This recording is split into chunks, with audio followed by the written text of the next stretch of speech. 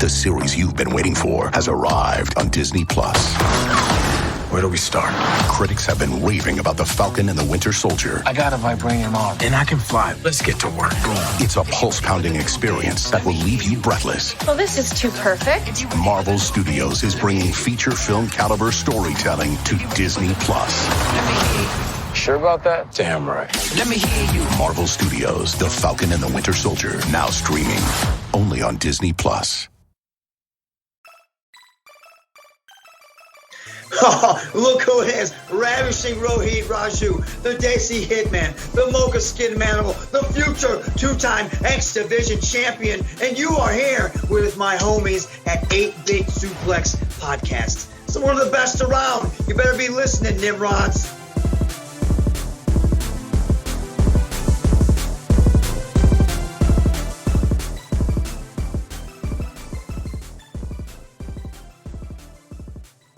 What's that?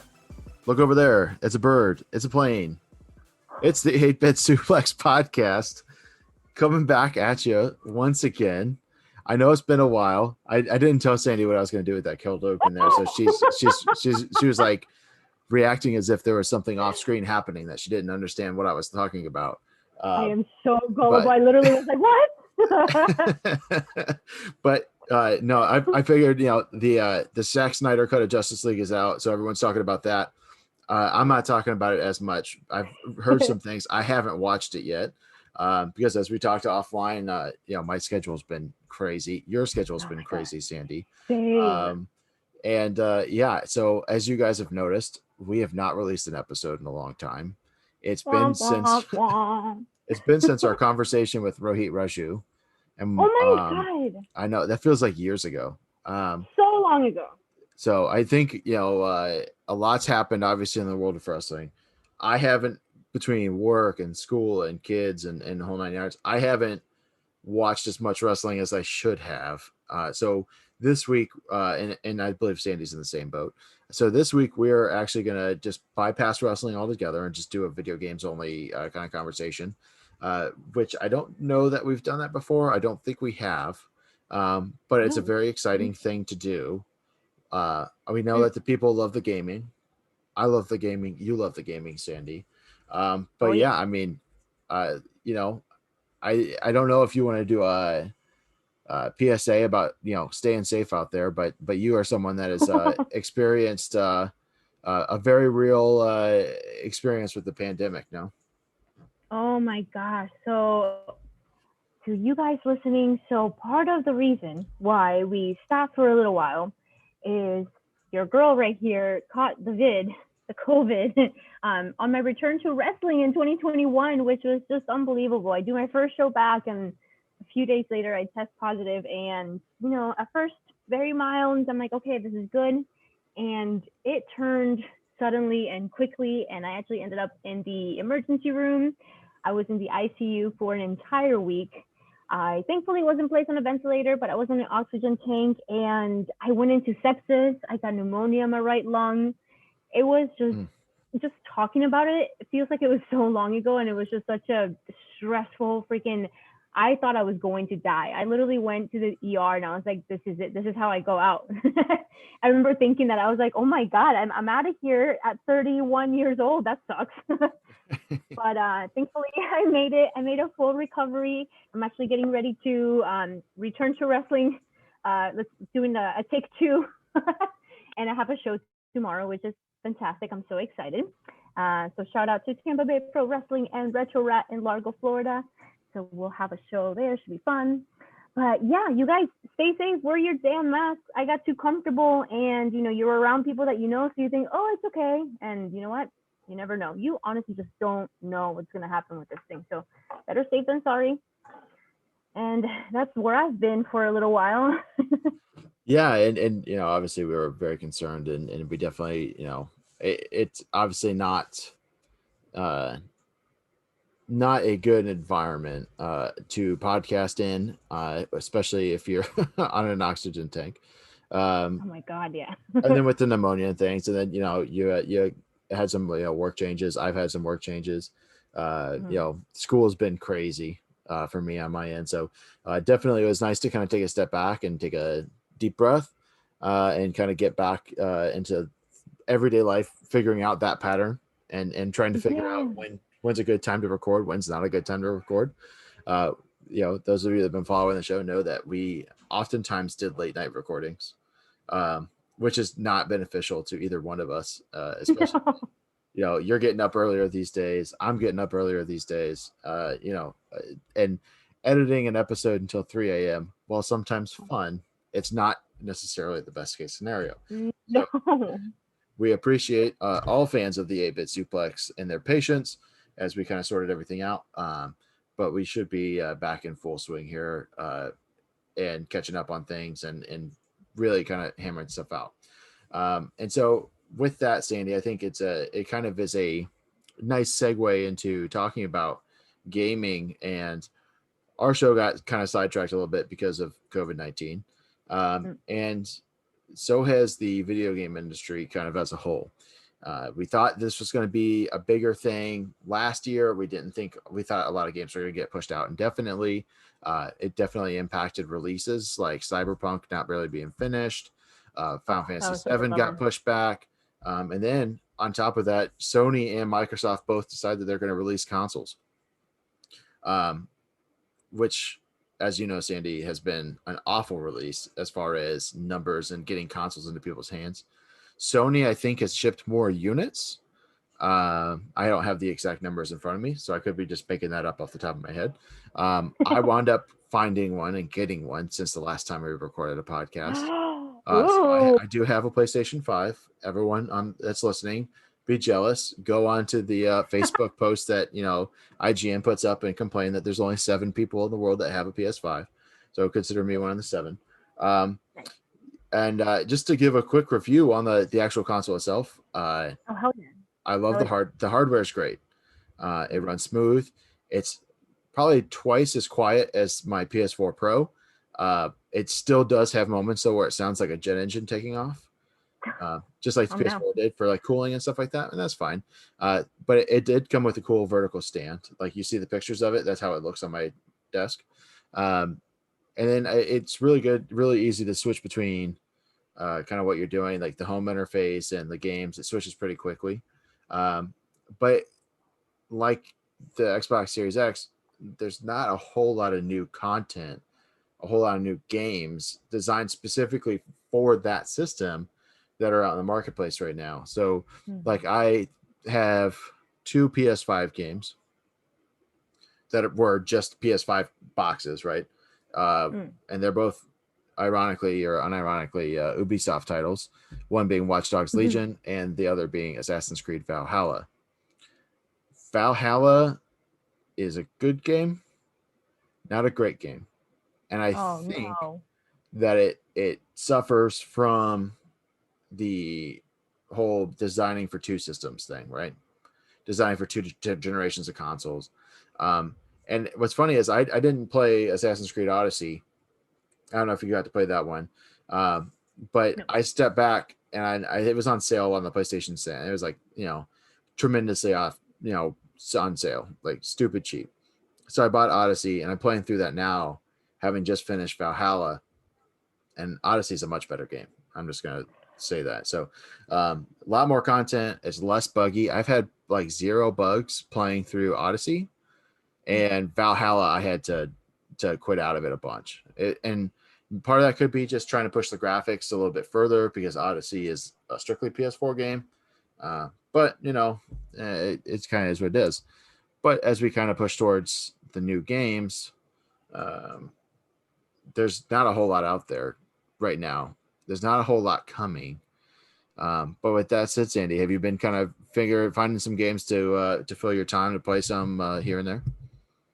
So, man, I always just go back to oldies. I have my video collection upstairs that I try to go up there every once in a while and kind of revisit some old games. Lately, though, I've been not necessarily playing. Like, I'm actually more just watching Logan play Kingdom Hearts. Remember we talked about that. I've never played, never watched, never saw Kingdom Hearts. Like I just know all the Disney characters, right? But I also knew that it was such a huge game for so many people growing up, kind of like how Zelda is to me and how Pokemon was to you. but I was just like, you know what, I'm just not interested. So Logan got the Game Pass situation with our Xbox, Yeah. and I just started watching him play. Oh my god, the storyline for that. So I thought it was more like a kiddie type of game, because you have Mickey the king, and now it's like, this is so silly, right? But I'm watching him play it. So silly, I believe, but the story very elaborate, very intricate. The music is beautiful, and it did remind me a lot of the elements that I like in games, franchises like Zelda, with the music, with the storyline, with the deep meaning to it. Even if it looks like just a kiddie game with all the Disney characters and with Goofy and Donald Duck in there fighting with what looked to me like a freaking pop pan. Freaking Goofy's just holding a pop pan in the first game, and I was like, why is that his shield? What is happening? I started just paying attention to what every little detail, every villain, what the actual plot was, and it's very deep. And I'm thinking, okay, little kids playing this, are they gonna understand? But then, I was little when I was playing Zelda, and I'm trying to be, the Water Temple in Ocarina of Time. I had no idea what the hell the game was trying to to say at the end of it, right? But it was so beautiful, and it captivated my heart even to this day. So I saw why people love that game franchise so much. So I would sit here literally for hours, just watch him play, and I'd just be so completely intrigued by it. And he played through 1, and I think he's on 3 now, and it's just gorgeous. I love it. I loved watching him. And it's you have to really enjoy gaming to just sit and watch somebody play, I think. Because I feel like most people would just be like, oh, if I'm not playing, what's the point? Like, this just, I want to be able to play. But I've seriously just sat here, watched and watched and watched, and it's beautiful. And I do want to circle back to something you said with new games, with how buggy they can be. Josh, I feel like it's a growing pain situation. We have this technology to make these games look like, the graphics to this day with new video games, it's just unbelievable compared to what we grew up with, right? Mm-hmm. And it's so exciting how much we can do with those games. But man, those bugs completely take the life out of it.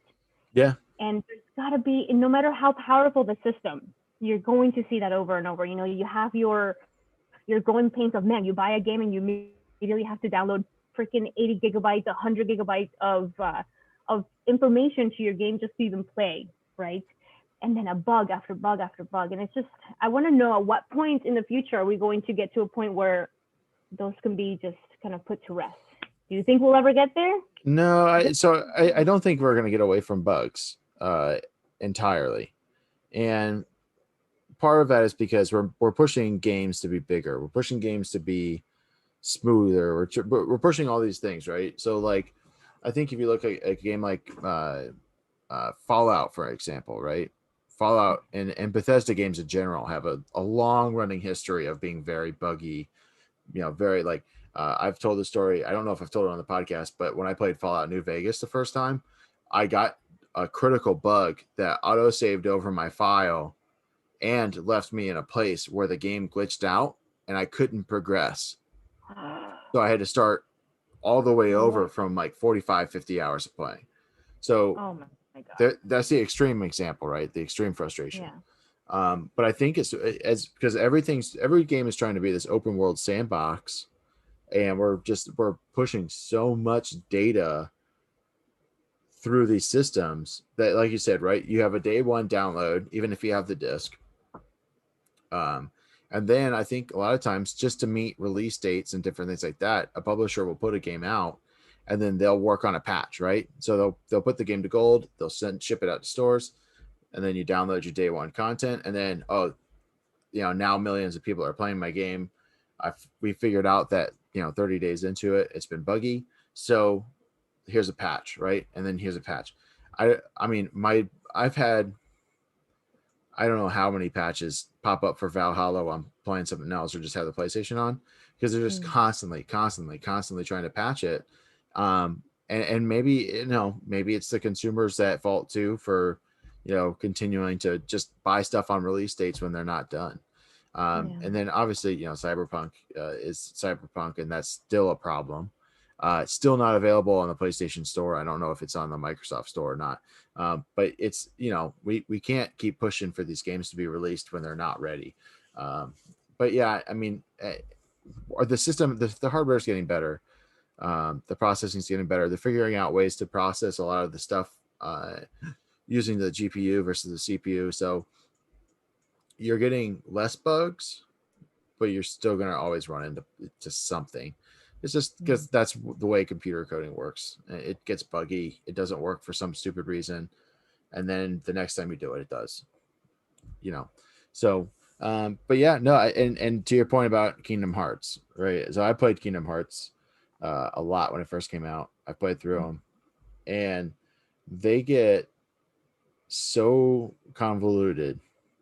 Like, it's one of those things where like people that play Kojima games like Metal Gear Solid and understand that story, they're like, what the hell is going on with Kingdom Hearts? Right? It's just like there's something over here, there's something over here, and then you have to follow the story backwards and around the corner, then you zigzag, then you loop back to where you were, and then you come straight down, right, and that's just the different game titles. And there's like a card game on the Game Boy Advance. There's it's all over the place. Logan had to take some time and sit me down and talk to me. It's like, hey, so between this release and this release, this happened, and then they had to make this release to make sense of that release. And I was like, whoa. Yeah, but I played the games as they came out. And I've also read through every thing on the internet I can. And the consensus I came up with is nobody knows it. So, but that's not to say I love the idea of Square Enix characters, mixing it up with Disney characters. It's just a weird, whoever came up with that, I don't know. Hats off to them. It's such a weird thing. Yeah. It's really cool. It's cool. That core concept of it, I really, really enjoyed. And then he did explain the whole mess about the storyline, but the core concept of the Heartless and what it means and what it's doing and what the purpose of it is, I loved. Absolutely. Yeah, no, it's a fun game. Good game series. They've stuck around long enough. I don't think that it's any surprise because they are, it's there. But yeah, so moving right along here, because we're gonna celebrate a year in gaming here, Sandy, that was really an unbelievable year in gaming. And before we do that, though, we're gonna just take a step away and just do a quick break. And now we're back from break. Thanks for sticking around with us. But yeah, so the game year, Sandy, that we're going to get into here is 2001. 2001. Ooh. We were 11 years old, Sandy. Oh my God. And we're going to talk about some of these big games, right? Because 2001 had a lot of awesome games, and I mean a lot. Man. So take me back. I'm going to cry. If you, for example, according to Metacritic, there are 36 games rated 90 or above, which I don't know that that's a record or not, but it's an incredible year there. You have the groundbreaking first-person shooter, Halo, and it is, every first-person shooter, I feel like, Sandy, after Halo has tried to be Halo to an extent, right? Absolutely. I vividly remember taking my TV over to my friend's house and playing Halo. We would set up multiple TVs. It was the first console really that you could set up and play 16-man contest, 8 versus 8, and just to me, like, Halo 1 is still the game. Like, the other Halos are fine, they're cool, but for me, Halo 1 is still the top dog. Absolutely, hands down for me too. I think after 3, I was a little kind of tired of it, and I think it just had to do with my stepbrother. He would just come home on the weekends, and all he wanted to do was play Halo with me, and I'd be like, enough.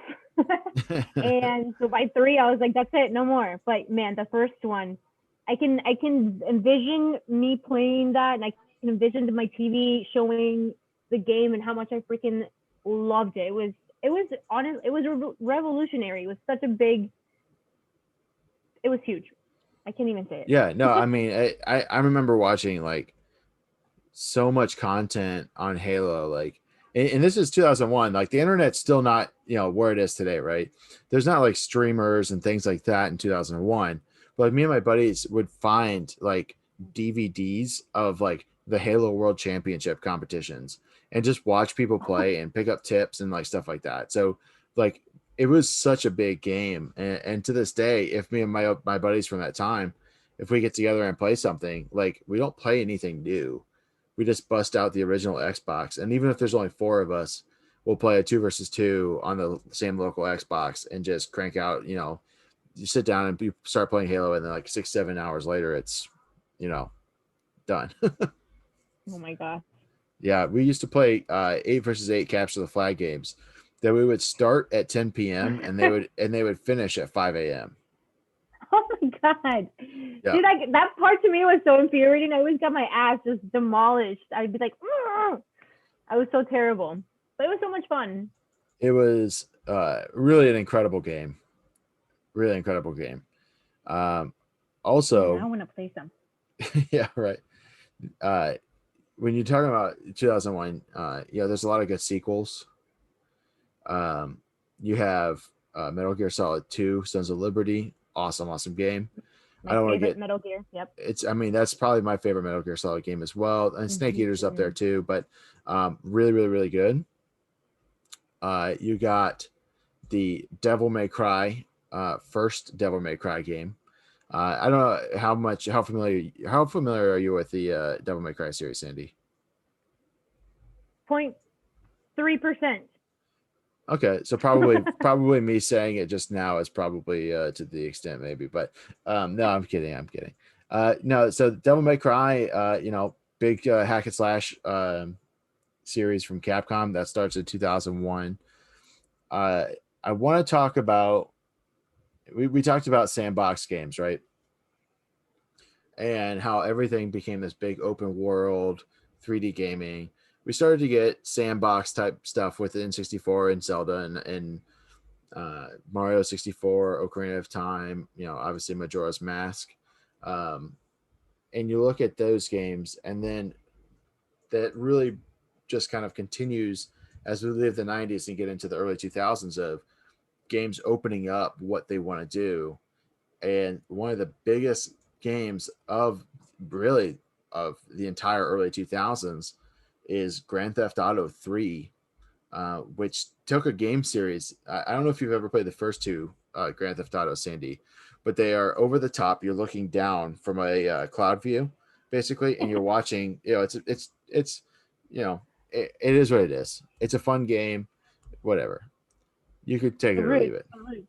But when Rockstar put out Grand Theft Auto 3, that was just absolutely mind blowing.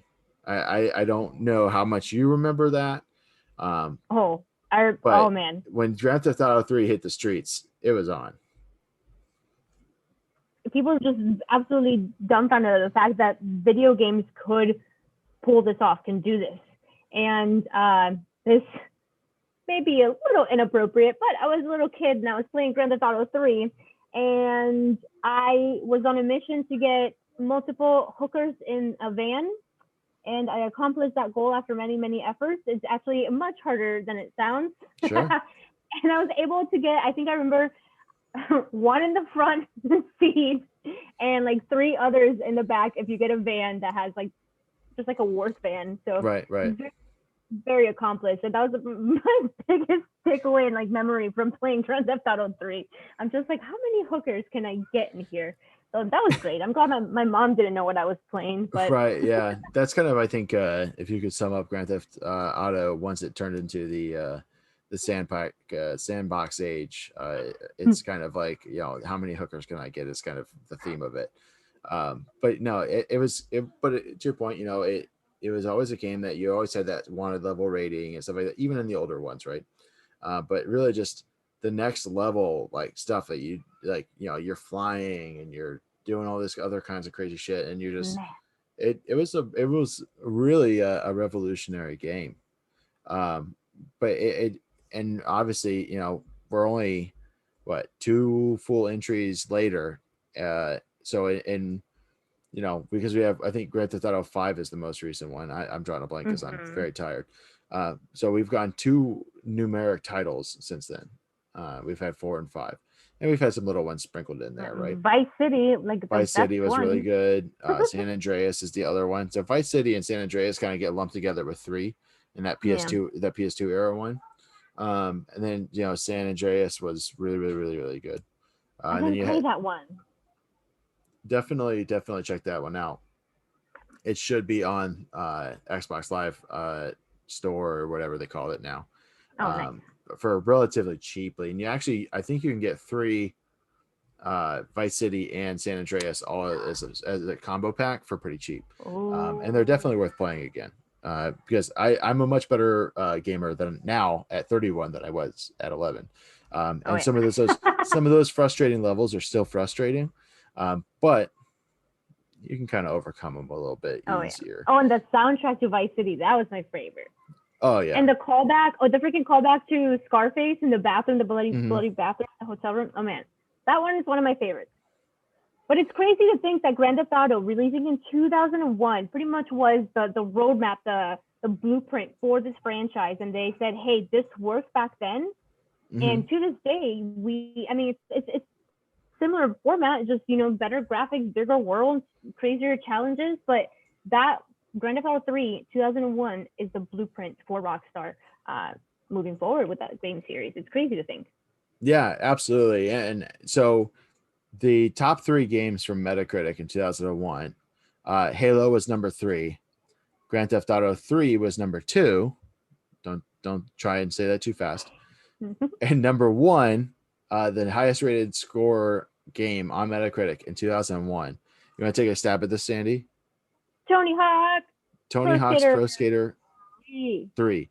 And it's just what a wild year in games. We have these giant releases, these groundbreaking games, and the Birdman, Tony Hawk, has the highest rated game on Metacritic for that year.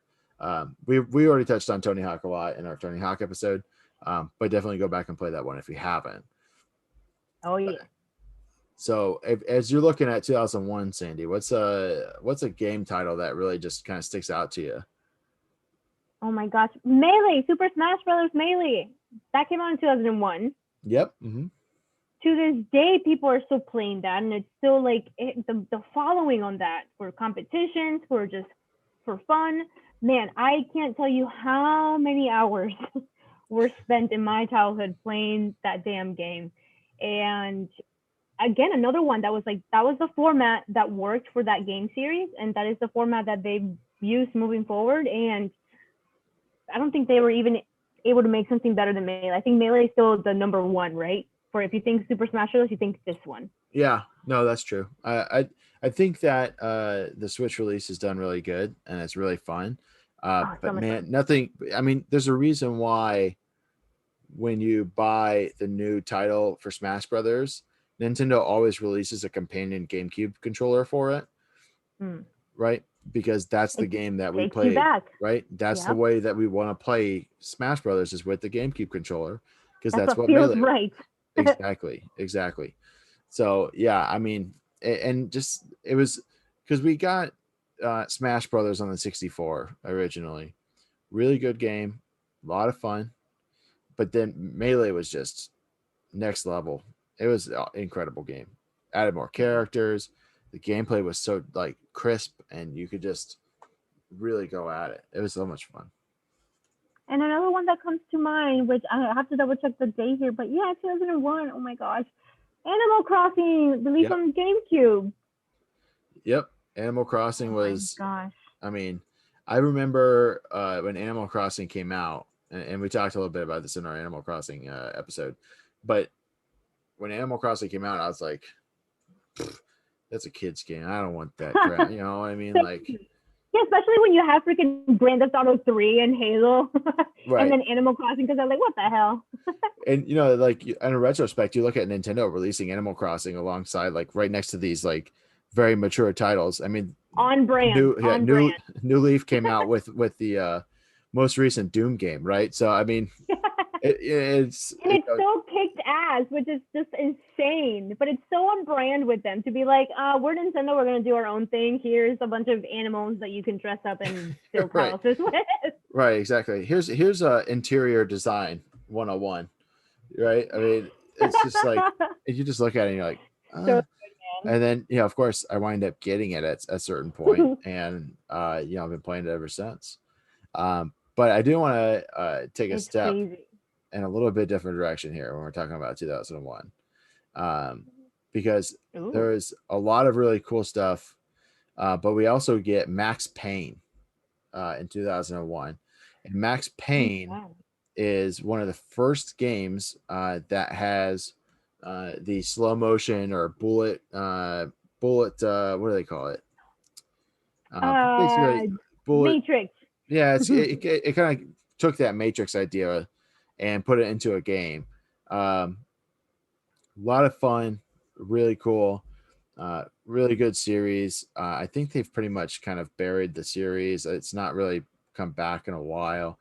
There was a Max Payne movie that was made. What?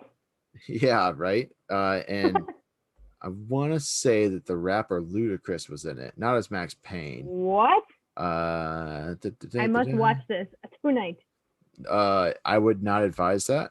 It's not great. It was Mark Wahlberg played Max Payne. It's all coming back to me now. It's Mark Wahlberg, Mila Kunis, Ludacris, Chris O'Donnell, Donald Logue. I mean, it's a big cast. I must watch this. It's I don't not, care if it's not good. It's it has a 5.4 on IMDb, and that is generous. I'll just say that. But the games that spawned the movie, I feel like are really good, really positive gaming experiences all the way through. Like I think Max Payne 4 might have been the most recent one.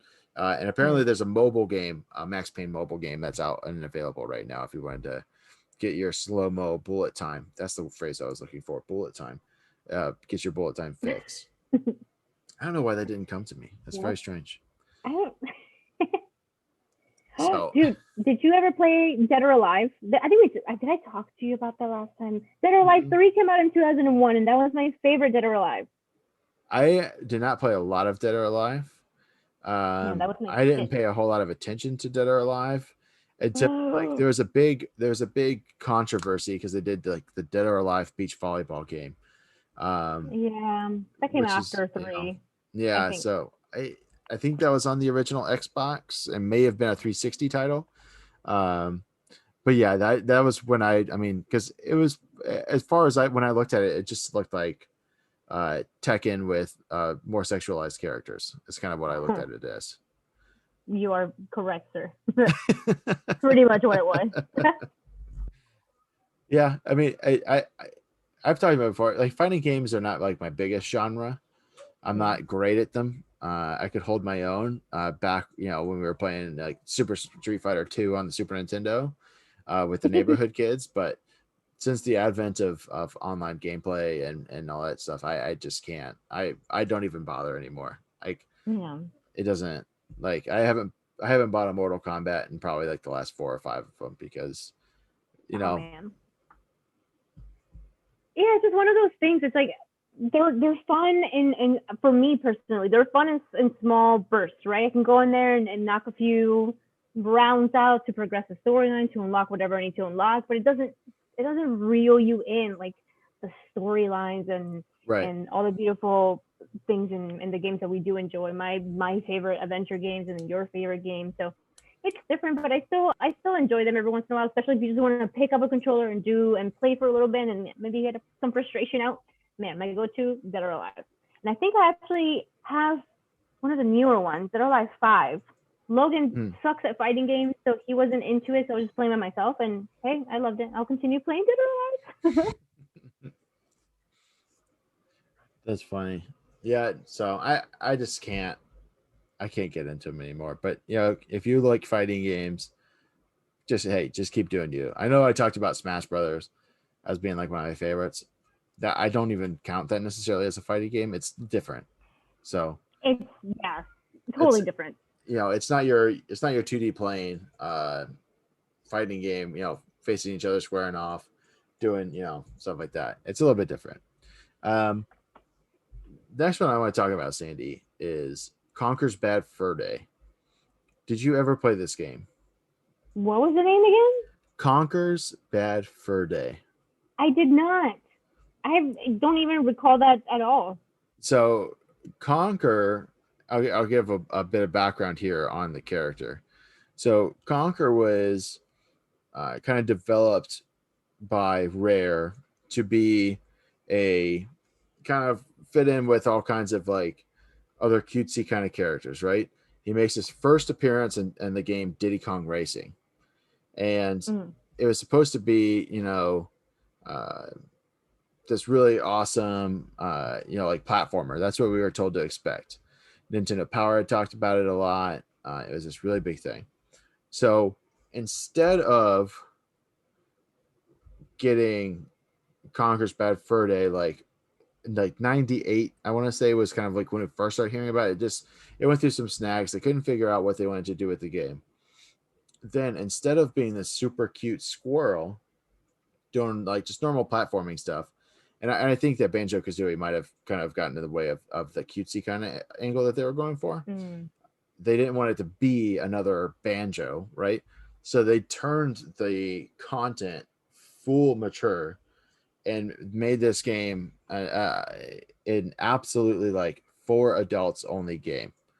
It is raunchy as raunchy gets. There's boner jokes, there's fart jokes, there's poop jokes. I mean, it's just full on. If you gave a 13-year-old kid a game story to write, hey, 13-year-old boy, what do you want to write? What do you think is funny for a video game? This is, I mean, he's just mashing on the keyboard about as many boner jokes as he can. It's basically what Conker's Bad Fur Day winds up becoming. And what's funny is, he is it's a really good game. It plays really well. They spoof there's a whole chapter of the game where they spoof movies. So there's like a Matrix level, and you actually do bullet time, which on the Nintendo 64 was pretty impressive. I'll point out this was 2001, and it did come out on the 64. It was not a GameCube game.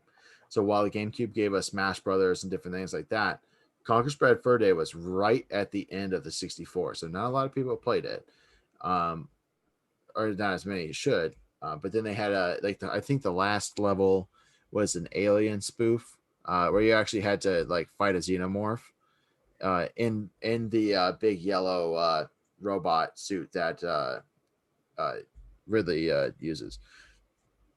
It's totally bonkers.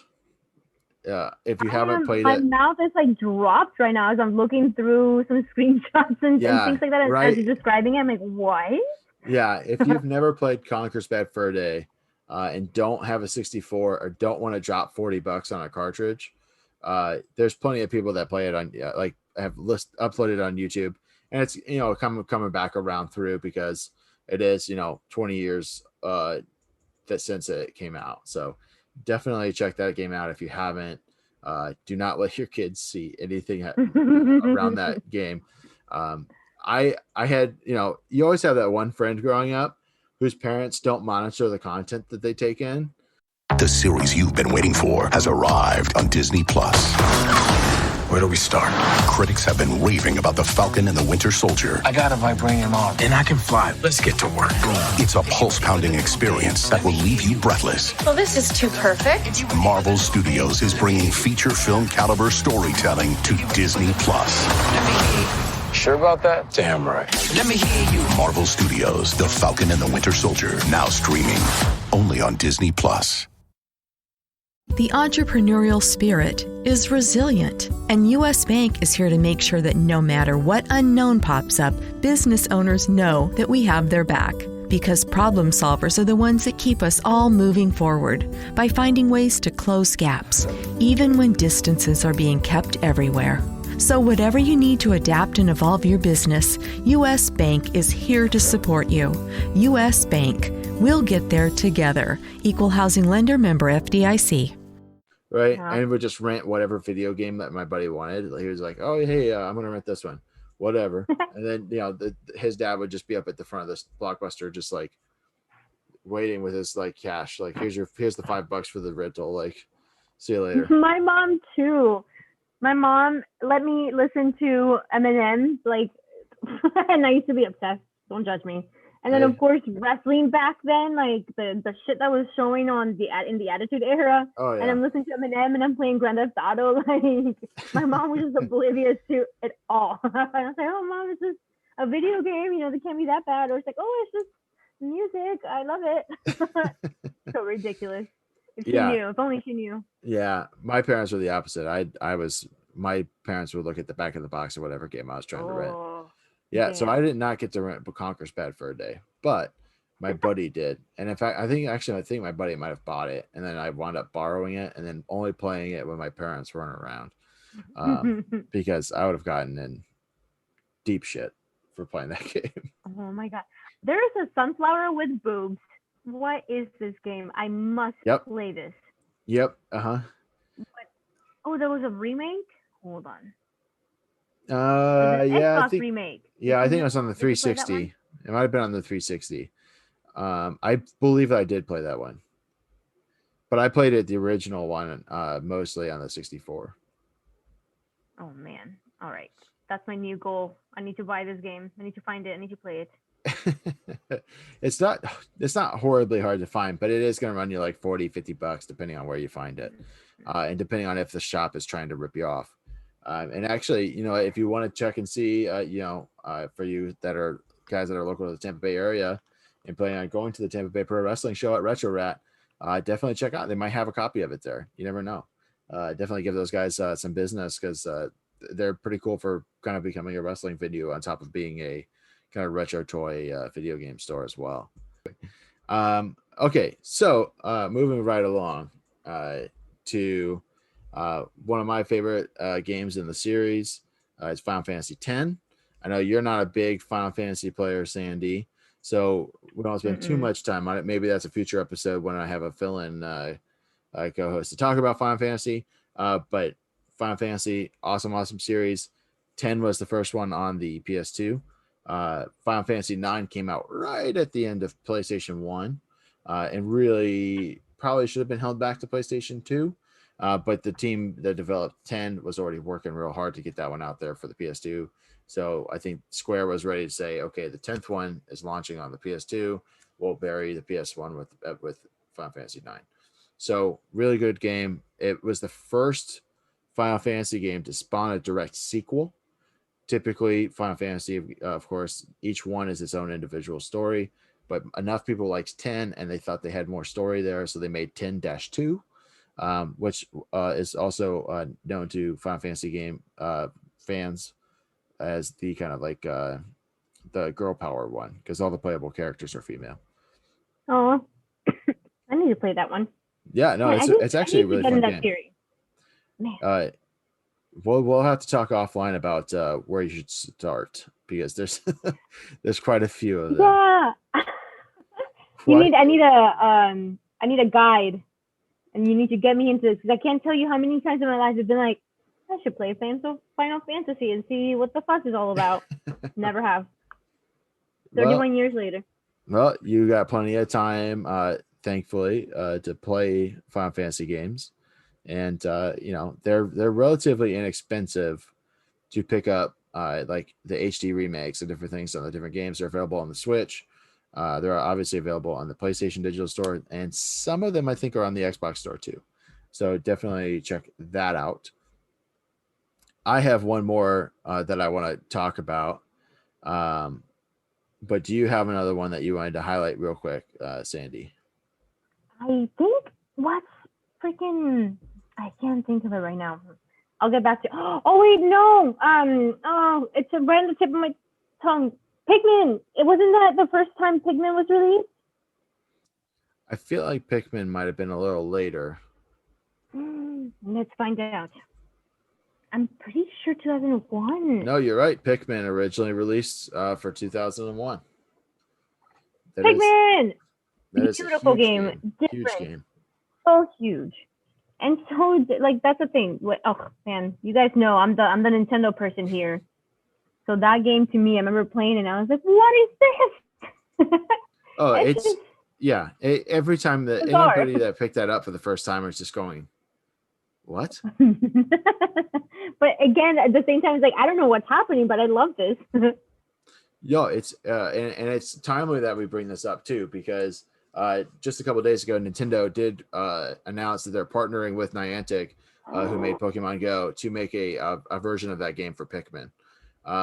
What that's going to look like, play like, I don't know, but that's kind of like a big news out of Nintendo this week. Shut the hell up. As you were saying that, I found it here online. I had not heard the news until just now, and my mind just exploded. Oh, I'm so excited.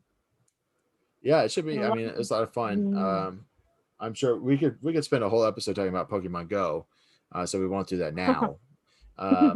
But definitely, I mean, anything that encourages people to kind of get outside and walk around, like, especially, there's obviously a lot of stereotypes about gamers not being outside, right? And being, very pasty skinned and a little out of shape, overweight. Right, exactly, right. And I know I'm talking about myself. So no, stop it. Listen, I play an indoor game. Like, I play hockey and it's indoors. I don't get out in the sun and play things anymore. Dude, no, that counts as going out because you're leaving your home. That's true. But it's at night. So, I mean, I guess I'm still count. All right, well, we'll count it. You're an athlete. Well, that's probably an argument for another time. But yeah, no, Pikmin was great. It is, one of the lesser talked about Shigeru Miyamoto games.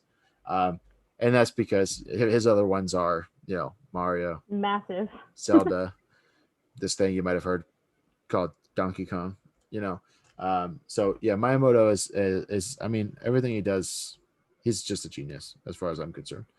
I love that man. I want to meet, like, if I ever met him, I think it'll be like everyone has like their own like celebrities that would freak out about. I really don't have many. I don't think. I know for a fact Stone Cold Steve Austin would be one of them, because I cried the one night he came to Monday Night Raw in Tampa, and I was there at Emily, and they played his music, and I'm literally recording and like literally crying because I was like, "Oh, it's the best day of my life." So if I met him in person, I'd probably freak out. And then another one is Miyamoto. Like, I would just hug that man and just be like, "Thank you for such a great childhood." Yeah, I mean, like, countless children's lives have been changed forever just because of his innovation and his willingness to step outside the box. Love him. But today is not a time to go on a full reminisce about Shigeru Miyamoto, especially since he's still alive, so we don't want to do a postmortem or anything. Oh my god. So let's not bury the man. But yeah, I do want to briefly mention, before I get into like the last game, I wanted to talk about RuneScape launched in 2001. So it's the longest running MMORPG of all time. We don't have World of Warcraft, I don't believe, unless RuneScape exists. And RuneScape was a huge game, absolutely huge. And I believe I don't think it's online anymore. I could be wrong. I am wrong. It's still on. So it's a free to play MMO game. It's got literally millions of players, and people have been playing it since 2001. So if you're a fan of MMOs, RuneScape is the one. You already know about it.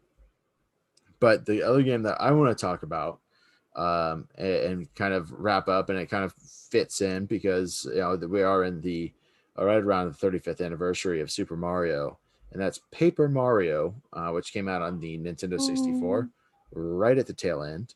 And it was kind of the spiritual successor of Super Mario RPG.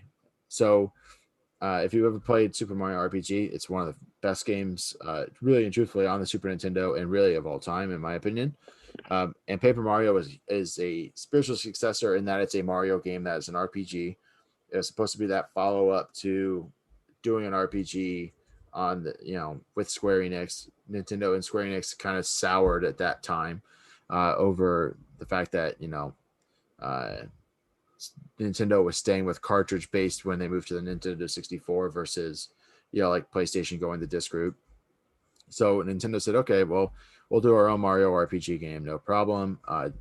Worked with Intelligent Systems to get that developed. And Paper Mario's now got, I think, 5 games in the franchise, Sandy, thereabouts. And it's really, an awesome game series, and it was spawned by a really good RPG. And I remember we talked about this in one of our episodes where you were just like, Sandy, you must play Mario RPG, because I actually never got a chance to. Yeah, I still stand by that. You speak such praises of it. I gotta make a list. I think we should both create a list for each other. It's like, here's the games that I love that Josh, you haven't played, and then vice versa. And then we need to accomplish that goal, that list, play it, and then get back to each other and be like, you were right, or maybe not so much. I'm very into that. And you know what? Ooh. And we could share those lists also on our Twitter page. Yes. And so you guys, if you missed any, go back and check it out, right? Like, what did we play that you didn't, and vice versa? And if you have suggestions for us, go ahead and add us on Twitter. I won't say don't add us. Go ahead and add us. Ooh. Add us. Yes. Tell us what to play. Yeah, absolutely. Absolutely. We'll give you a shout out. Ooh. Well, maybe a shout out. We'll see. That's if we record again after this. Who knows? Could be another 4 months. No, I'm kidding. No, I would never suggest that. So, I those are the ones I kind of wanted to highlight. 2001, great year in gaming. It's 20 years ago that 2001 happened. I cannot believe it. Josh, we're getting old. I'm feeling my age as we've discussed these games. He rubs his temple. Yeah, temple? I'm rubbing my head. I'm rubbing my temples, kind of trying to get some youthful energy back into them. It's not working. As we creep closer and closer to bedtime here as we record on a Friday night. Sandy, we're at that age where we're recording a podcast on a Friday night instead of doing other things. My God. Pandemic notwithstanding. But yeah, I mean, we're not going out about the town and riding in the backseat of convertibles and going down to the soda shop and all those other things. The soda shop. Okay, we're not that old. I feel that old. I do. Back in my day, when I went to the soda shop in town, get out of here. Listen, I'm older than you, damn it. Back in my day, my video game system only played video games, which is you true. had to just to troubleshoot it. All you had to do is take it and then blow it on it a little bit and then put it back in, and it's good. Yeah, which now by you the have way, to do blowing in the cartridge apparently did more harm than good. They've done studies on that, but I think it works. I think it works fine. So right, I still do it and it works. So I think those studies are wrong. But Josh, I must say, I know we're getting ready to go, but you know what? It just came to my mind. Hit me. Golden Sun freaking came out in 2001 on the Game Boy Advance. Yeah, we didn't talk a lot about the handhelds here. There were some definitely good handheld games, and that is one of them for sure. My God. I still play it recently, and it's still hard as hell, and I'm still like, I have it hooked up to my Game Boy Advance, like to this day. I think that's the most recent handheld game I've played. Even maybe Animal Crossing, but Golden Sun, I would still play that one.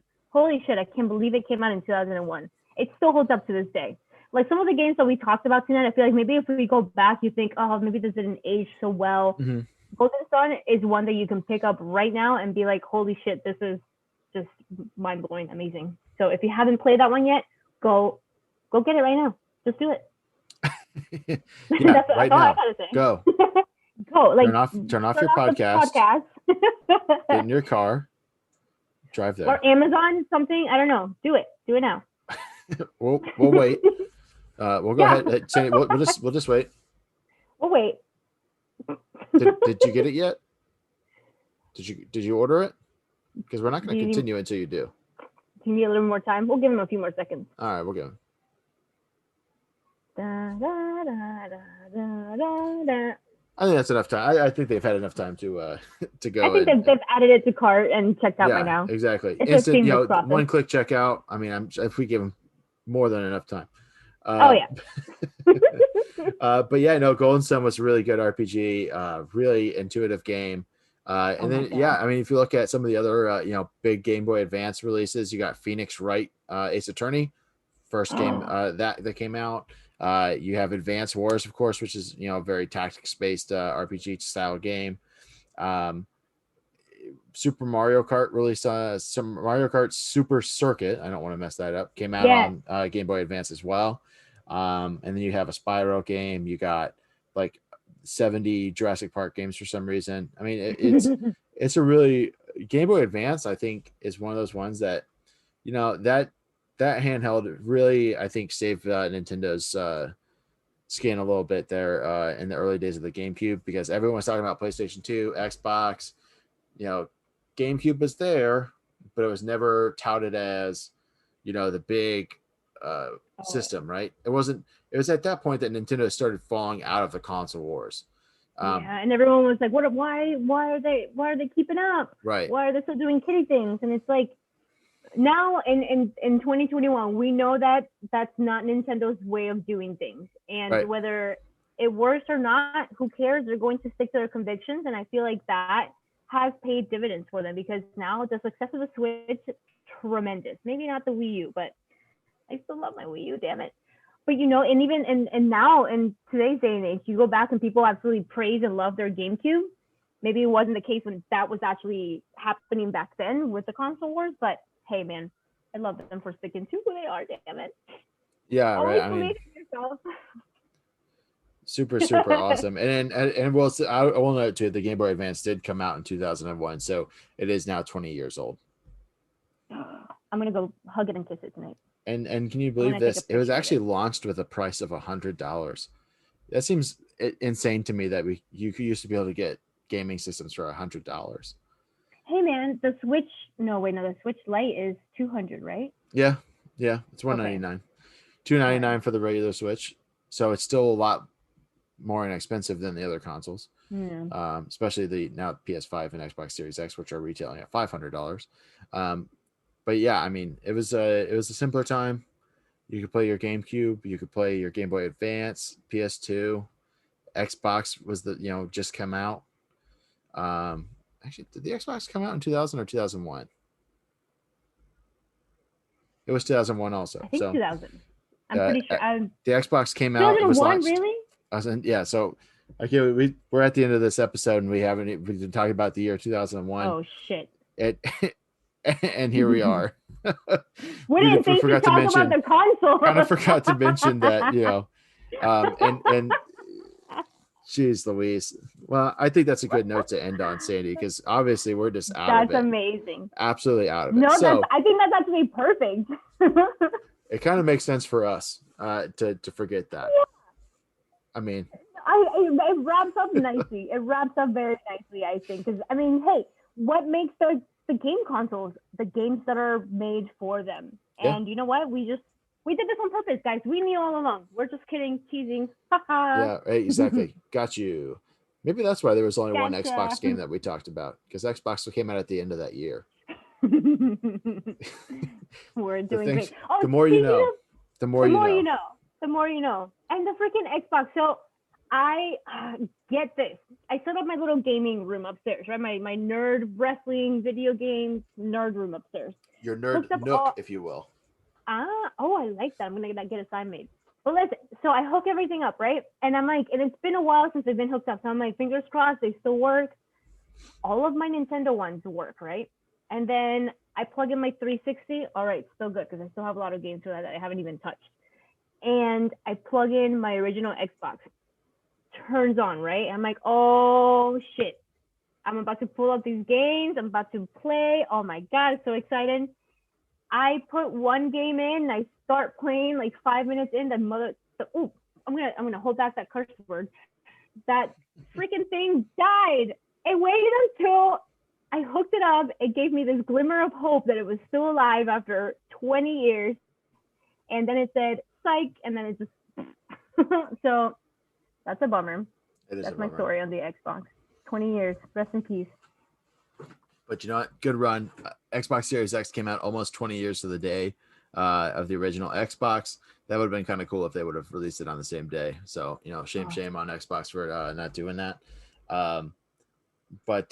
Yeah, I mean, I think that kind of wraps it up for this week's episode of 8-Bit Suplex. Thank you guys again for your patience and kind of waiting for us to come back. I know you look at your phone, you refresh your podcast. The new 8-Bit Suplex, it's not here yet. It's not here yet. Where is it? Well, guess what? You're here. We're back. We love you. In the immortal words of Mark Wahlberg, you're welcome.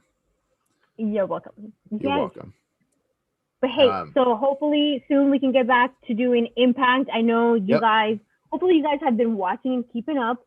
It's been a struggle with our schedule, but man, we are going to get back on it. I cannot wait to see what my man Rohit Raju is up to. Wait, no, I did that wrong. Rohit Raju, my man, is up to. There we go. I'm like, we're a little rusty still. We're but you know what? It's like riding a bike. You gotta get back on and you gotta figure it out and you make it work.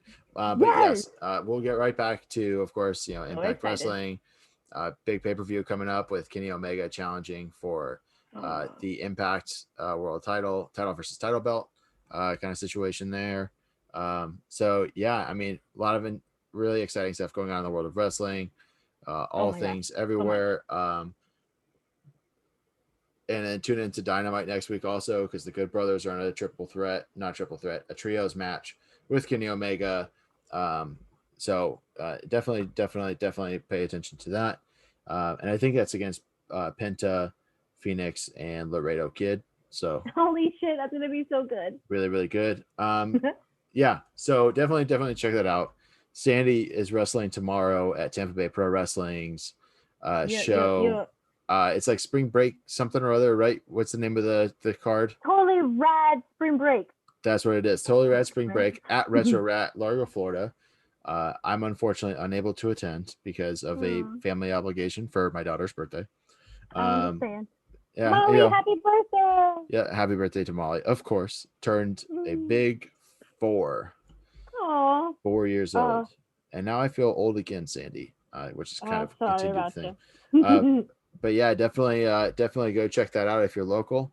If not, I'm sure it'll be on Fight TV at some point. I think so. Oh, and guys, so we are an Impact Wrestling podcast, true and true. If you're in the Tampa Bay area, holy shit, Rohit Raju is coming to town. So many other Impact superstars are going to be in town wrestling. Josh, we have to go see our man. Yeah, I think he's going to be, next episode, I'll have the info. But yeah. So lots of Impact talent going to be in town. Hell yes, coming very, very soon. We got to, maybe we can get some more interviews and sound bits. Yeah. We got work to do. We got to hit the pavement, Sandy. We got to focus. Yes.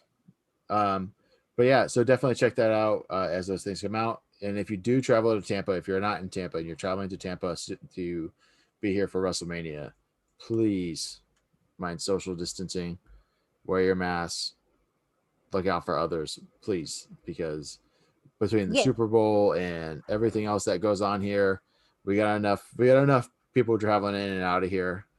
We just had spring break here. Please be careful. Definitely. The lawless land that is Florida.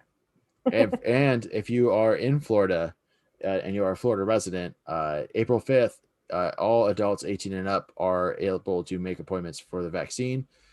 So definitely do that. I'm pre-registered, waiting for them to tell me, hey, go get your vaccine. So, fingers crossed that happens on the 5th.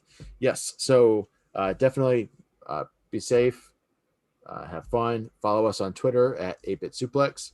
Follow the Social Suplex Podcast Network at Social Suplex.